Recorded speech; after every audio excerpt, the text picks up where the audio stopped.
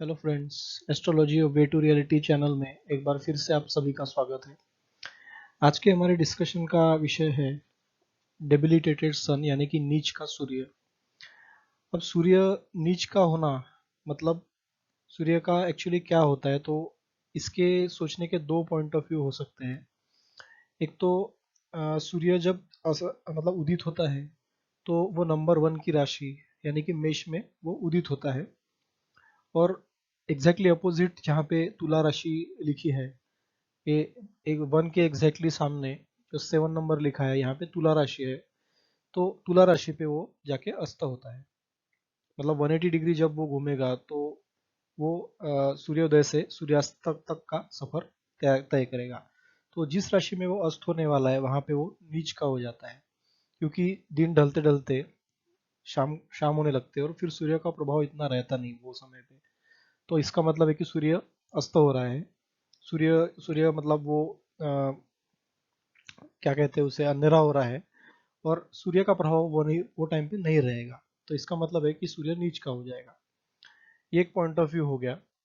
दूसरा point of view ऐसा है कि तुला राशि में ही क्यों सूर्य को नीच कंसिडर किया जाता है, क्यों सिंह राशि में, क्यों कर्क राशि में, क्यों मेष में उसे नीच का कंसिडर नहीं किया जाता। तो इसका रीजन ऐसा है कि तुला राशि क्या है कि तुला राशि एक प्रकार से संतुलन का नाम है जीवन में। जैसे कि एग्जाम्पल हम लेते हैं कि कोई इंसान है, वो किसी जगह पे जा रहा है, सपोज कि उसे कोई प्रोडक्ट सेल करना है, तो वो मार्केट प्लेस में जाएगा, लोगों से मिलेगा, लोगों से रिलेशन बढ़ाएगा, और जहाँ की हर एक पर्सन अपने अपने बिजनेस में लगा होगा, तो ये पर्सन भी अपना उन्हीं के साथ मिलके बिजनेस करेगा। तो उनसे वो संबंध नेचुरली अच्छे रखने का ट्राई करेगा, क्योंकि कुछ बातें जो है वो रिलेशन पे भी होती है, कुछ काम रिलेशन पे भी बनते हैं, ट्रस्ट पे बनते हैं, म्यूचुअल अंडरस्टैंडिंग पे बनते हैं। तो फिर वो इस सब चीज़ों को क्रिएट करने की कोशिश करेगा, एक पॉजिटिव एनवायरनमेंट मार्केट में क्रिएट करेगा और फिर अपना प्रोडक्ट सेल करेगा। तो तुला राशि इन सब चीज़ों को रिप्रेजेंट करती है।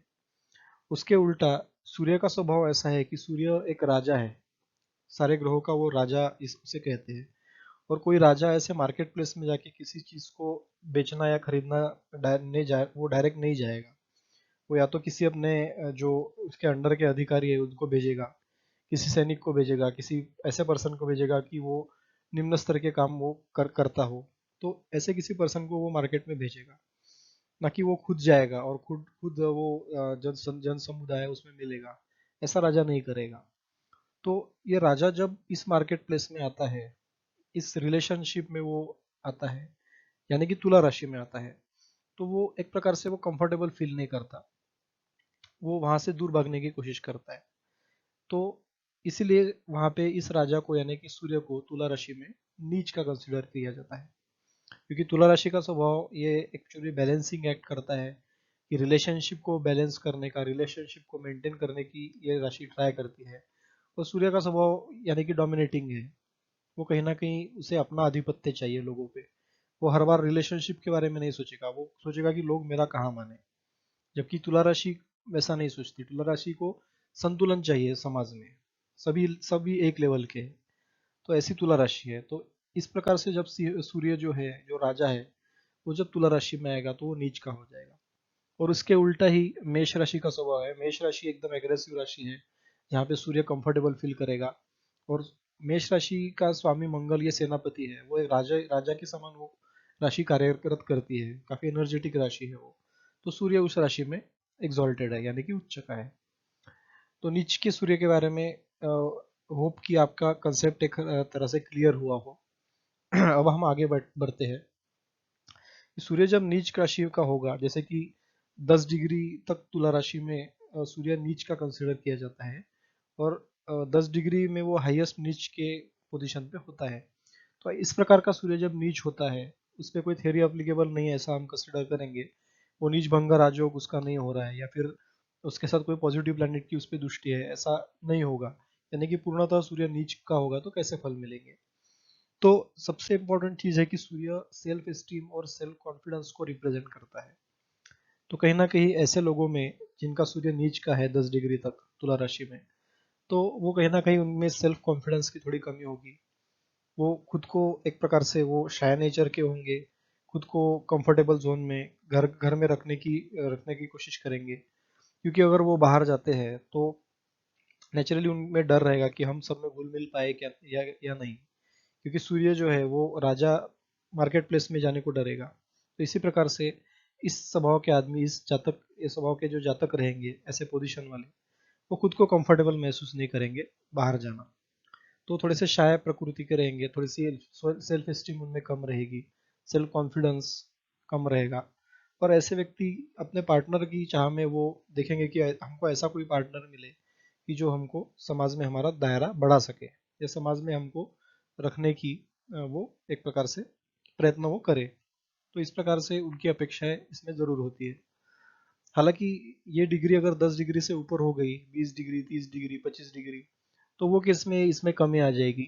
और ऐसे पर्सन जो है वो खुद सेल्फ मेड रहेंगे, कहीं ना कहीं उनमें एक प्रकार से शुरू में ऐसी भावना रह सकती है कि हम कैसे लोगों को फेस करें, लेकिन वो खुद जाके आगे जाके फेस करेंगे और वो अपने मतलब अपनी जो प्रॉब्लम्स है उसको ओवरकम, खुद ही ओवरकम कर लेंगे।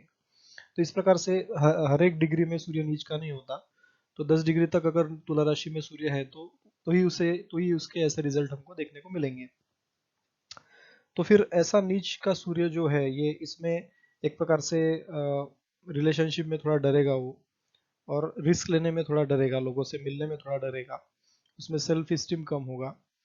और जैसे कि हम कहते हैं कि लीडरशिप क्वालिटी जो सूर्य की रहती है, वो कहीं ना कहीं उसकी थोड़ी कमी हमने हमें में इन जातकों में, नीच के सूर्य के जातकों में हमें दिखेगी।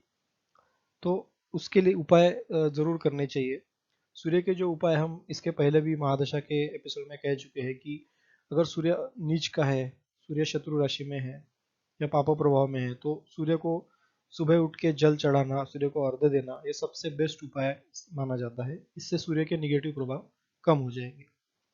साथ ही साथ में अगर सूर्य देव की पूजा करती है, सूर्य देव की जो प्रतिमा होती है उसकी हम रेगुलरली उससे केशरी तिलक चढ़ाते हैं, तो उसको नमन करते हैं, तो भी ये सूर्य के निगेटिव इफेक्ट्स कम हो जाएंगे। अभी साथ ही साथ में नीच के सूर्य के अगर कुछ इफेक्ट हम देखते हैं, तो अ, सूर्य की जो एक प्रकार से नेतृत्व करने की क्षमता है वो मेष राशि में अच्छी होती है, तुला राशि में वो कम हो जाएगी। और सूर्य आत्मा का कारक भी है, सूर्य को सोल कहा जाता है, यानी कि आत्मा कहा जाता है।